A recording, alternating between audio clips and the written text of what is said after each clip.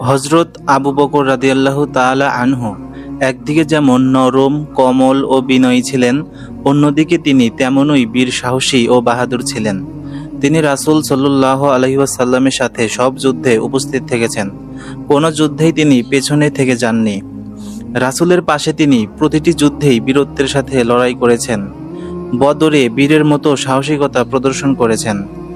উহুদের ময়দানে যখন সাহাবীরা দিক বিদিক ছুটাছুটি করছিলেন, তখন তিনি রাসূল সাল্লাল্লাহু আলাইহি ওয়াসাল্লামের সাথে অটল অবিচল ছিলেন।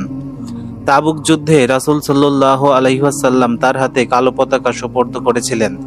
ইবনে কাসির বলেন, ইতিহাসবিদরা এ ব্যাপারে অভিন্ন মত পোষণ করেছেন যে হযরত আবু বকর রাদিয়াল্লাহু তাআলা আনহু কোনো যুদ্ধেই রাসূল সাল্লাল্লাহু আলাইহি ওয়াসাল্লামের সঙ্গ পরিত্যাগ করেননি।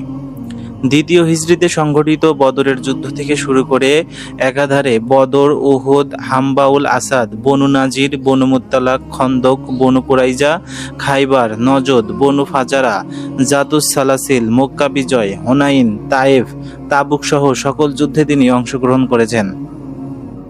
হযরত আবু বকর রাদিয়াল্লাহু তাআলা আনহু সকল সাহাবীদের চেয়ে সাহসী ও বাহাদুর ছিলেন, এ ব্যাপারে কারো কোনো সন্দেহ নেই।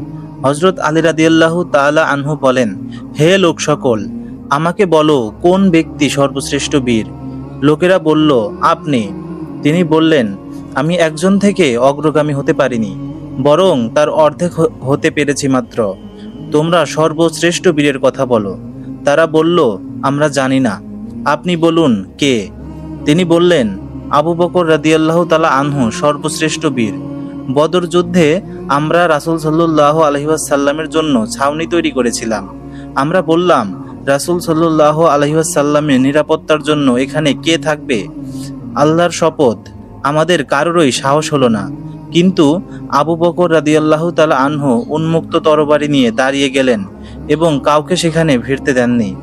কেউ যদি আক্রমণ করতে উদ্যত হতো, তিনি তার উপর ঝাঁপিয়ে পড়েছেন।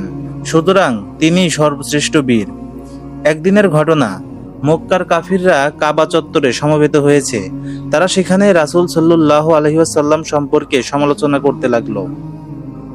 তারা বলতে লাগলো, মুহাম্মদ আমাদের বুদ্ধিমান লোকদেরকে মূর্খ বলছে, সে আমাদের উপাস্যদের গালমন্দ করছে। আমরা তার ব্যাপারে অনেক ধৈর্য ধরেছি, আমরা এখন সংকটের মুখোমুখি। তারা এরকম নানা আলোচনা করতে লাগলো। ঠিক তখন রাসূল সাল্লাল্লাহু আলাইহি ওয়াসাল্লাম সেখানে এলেন। তিনি হাজারে আসওয়াদে চুম্বন করলেন, তারপর কাবা তাওয়াফ করতে লাগলেন।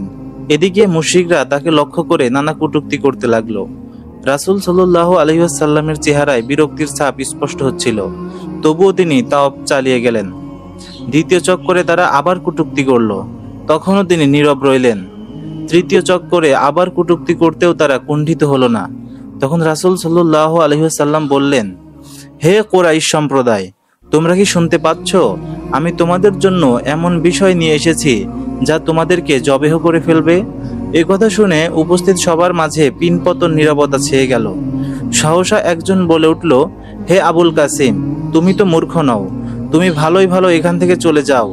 রাসূল সাল্লাল্লাহু আলাইহি ওয়াসাল্লাম আপন মনে চলে গেলেন।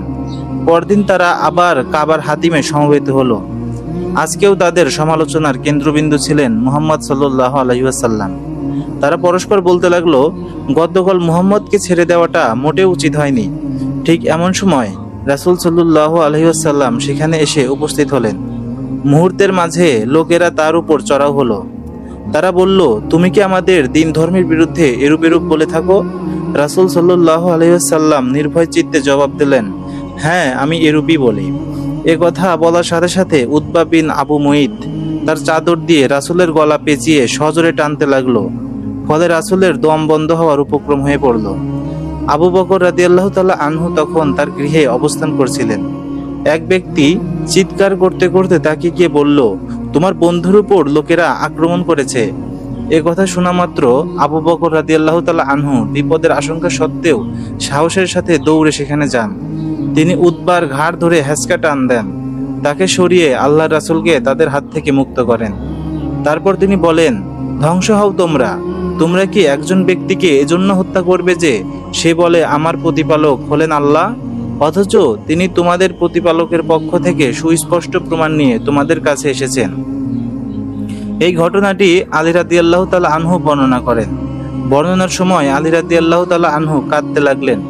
কাঁদতে কাঁদতে তার দাড়ি ভিজে গেল। তারপর তিনি বললেন, আল্লাহর শপথ, বলো তো ফেরাউনের যুগের মুমিন উত্তম নাকি হযরত আবু বকর রাদিয়াল্লাহু তাআলা আনহু উত্তম? লোকেরা চুপ হয়ে রইল। তখন তিনি বললেন, তোমরা কি আমাকে উত্তর দেবে না? আল্লাহর শপথ, আবু বকর রাদিয়াল্লাহু তাআলা আনহু এর এক মুহূর্ত